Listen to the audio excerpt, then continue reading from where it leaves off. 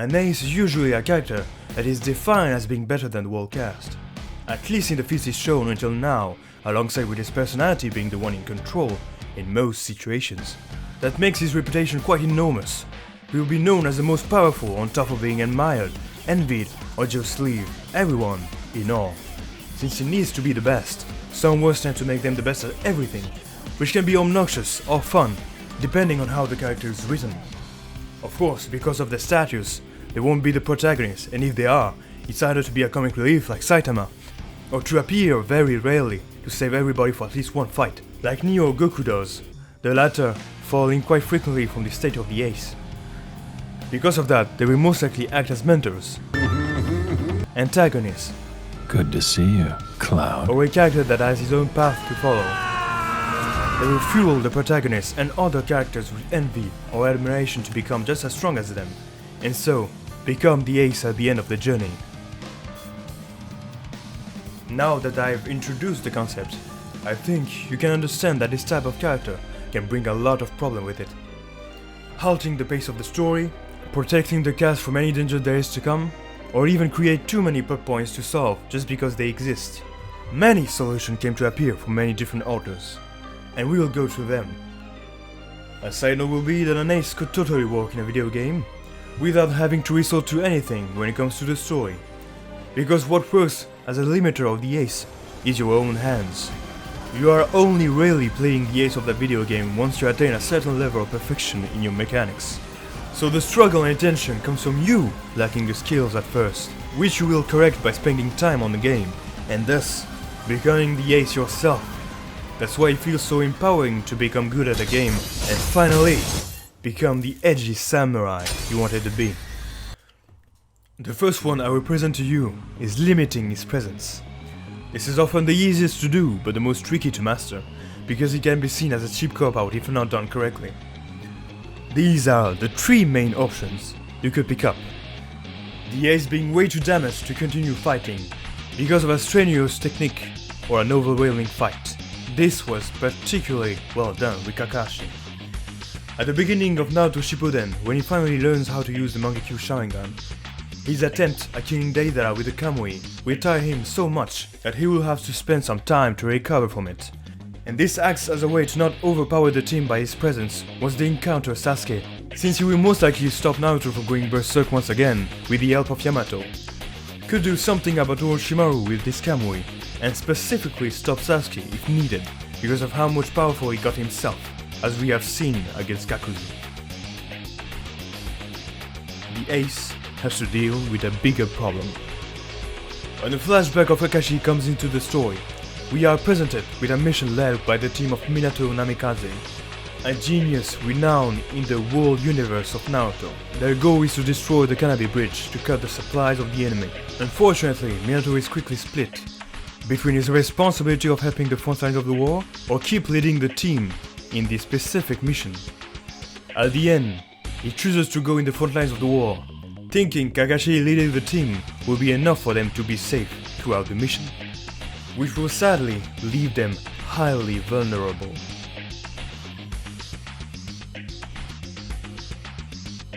The ace has a time limit.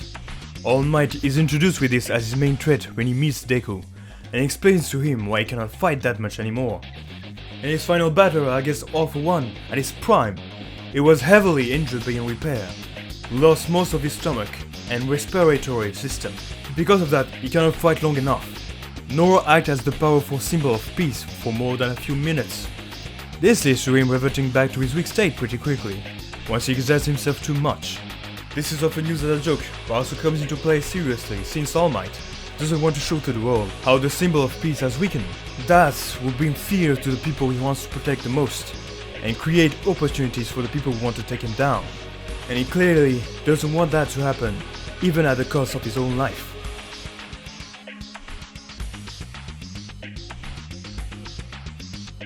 One thing to keep in mind is that these handicaps have to allow consequences in your story, like how Minato's absence led to Obito's death and downfall, and also Rion's death.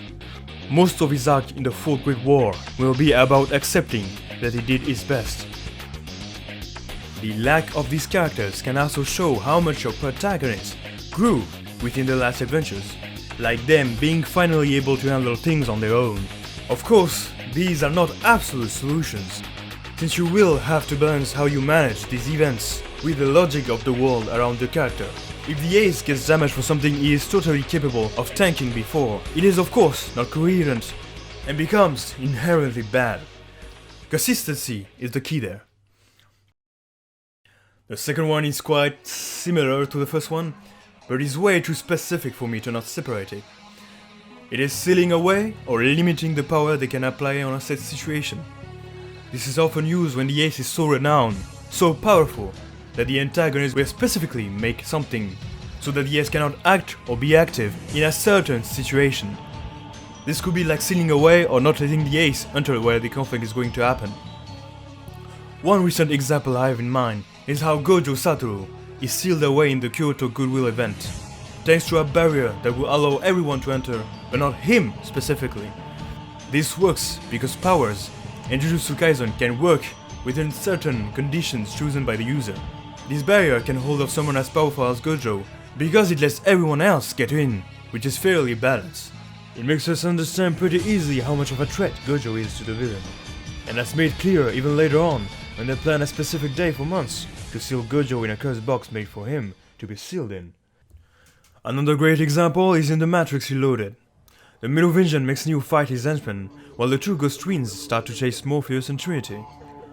We show exactly how much powerful he is compared to the first movie, with him dealing super easy with the Merovingian's men, which are supposed to be vampire, ghost, and even more. Neo then goes after Trinity and Morpheus to help them out. But that's when an excellent obstacle comes around. It was settled prior to this scene that all of the doors open in the chateau led to another part of the world, like a portal to another location. But the twist is that the location changes each time the door is open. So that's when the sealing away the ace part comes around. Neo finally catches up to the twins, who are now fighting Morpheus and Trinity, who made everything to get in the parking before Trinity closes the door. But once they see Neo coming in to rush into the parking too, they simply just have to close the door.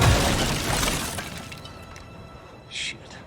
This is perfect because it isn't contrived or doesn't need a bunch of weird powers to work out. It works perfectly within the setting of the chateau, and only closing a door was needed to seal away the threat.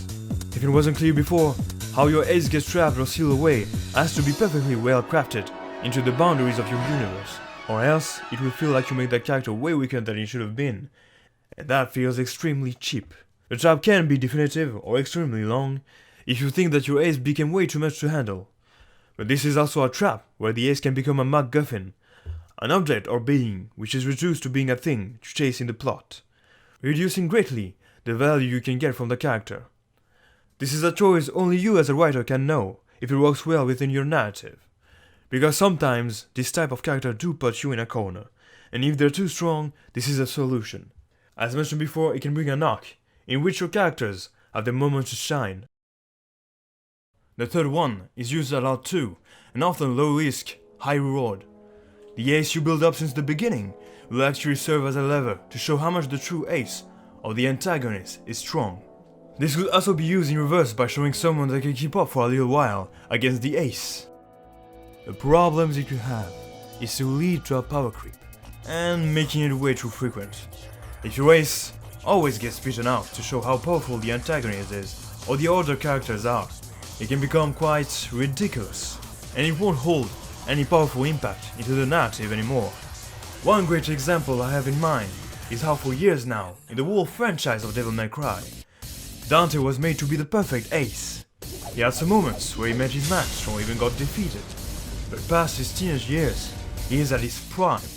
No one is stopping him. Even the might of a god is a joke to him.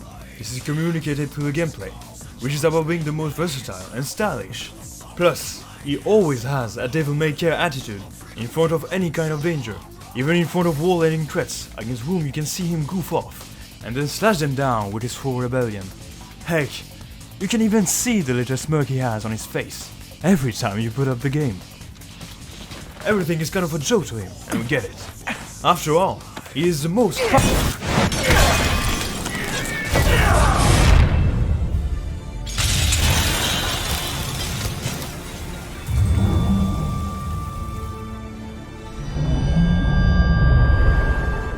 Get it? That's a very good lever. Dante is so built up throughout this whole franchise that he was a perfect lever for the main antagonist of the 5th entry, Urizen, a demon king who shatters, without any kind of effort, the strongest weapon Dante has, on top of his ego, in one single hit. This usage of the ace is quite good, because of how it breaks your perception of that world, and how it shifts the whole power dynamic a story has. This of course brings a lot of tension, sense of danger, and consequences to your story, which is always good, if you know how to deal with it, of course. As mentioned before, make sure that it doesn't become repetitive, and that the ace fights without being nerfed to hell.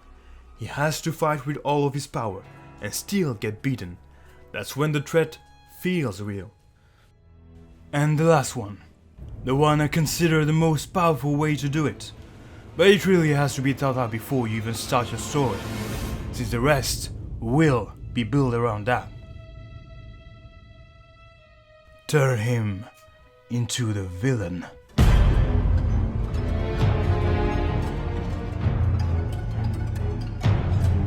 We see it happen in Invincible, and it's included quite well.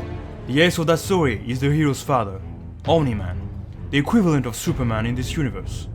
He is respected and beloved by the majority of the planet, and of course his son too, who wants to become as strong as him, especially through awakening his powers, which he finally succeeds at the beginning of the show. But surprisingly, all of the good intention and admiration we can have for this character shatters at the end of the first episode, right as he kills his peers in cold blood. The whole show becomes twisted and makes it a sort of horror thriller, where we are afraid of seeing what he will do next, and at which length he can go, especially when it comes to his own family. This revelation is delayed for the cast, and it is what makes this story such a great rollercoaster of suspense. Our hero, we only know it at the end of the show, and how that shatters his reality is one of the greatest things out of the story.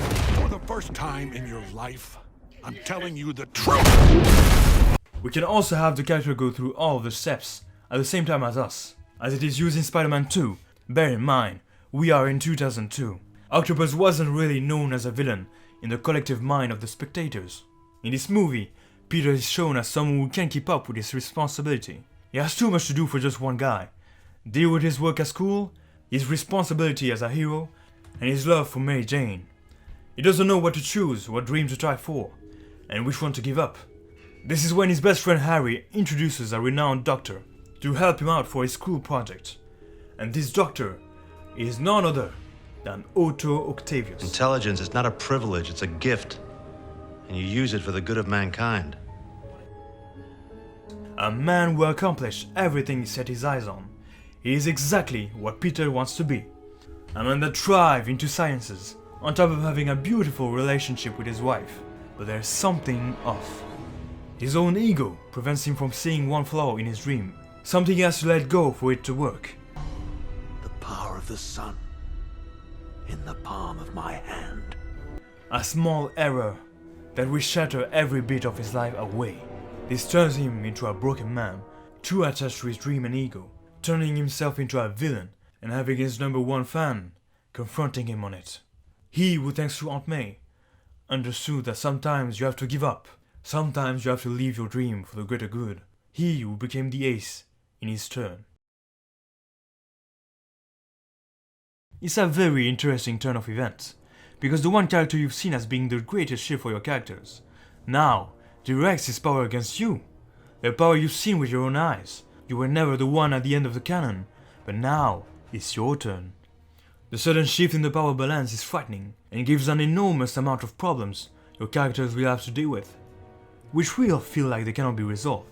The one huge risk you have with this type of twist is that you have to write your race well enough that you are admired, appreciated, and care for that character enough so that the twist breaks the audience too, and of course, frightens them. Just make sure you don't write yourself into a corner. As you've seen, it's all about balance, get it? How can I not, when you've beaten it into my head? But don't forget that you can always use more than one of these principles into the same character. Griffith, Eren, and Sephiroth are great examples of characters that throughout their character arcs go through most of these and even all of them in the case of Sephiroth. This shows that you are not limited in the amounts of paths you can take. You can use them all and still make something great out of it. The ace is at its best when limited for the perfect moments, and used in those perfect moments with his overwhelming presence and consistency. Thank you for watching. Don't hesitate to like this video and subscribe to my channel. I would like to know who's your favorite ace and why. See you again in the next video, fella. I hope you had a good time.